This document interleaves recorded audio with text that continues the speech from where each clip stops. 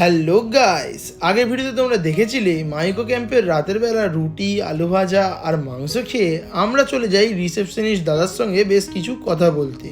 মানে কিভাবে এখানে আসতে হবে আর প্যাকেজ হিসাবে কি কি আরও আছে এই সব কিছু জানার জন্যই আমরা গেছিলাম। আর তোমরা এগুলো জানতে চাইলে আমি ফুল ইনফরমেশন কমেন্ট বক্সের ফার্স্ট কমেন্টে পিন করে রাখছি, তোমরা চাইলে সেটা দেখে আসতে পারো। আর কথা বলা কমপ্লিট হয়ে গেলে আমরা সবাই চলে যাই টেন্টে, আর টেন্টে গিয়ে ঘুমিয়ে পড়ি। আর সকাল হতে না হতেই আমরা বেরিয়ে পড়ি বাড়ি ফেরার জন্য।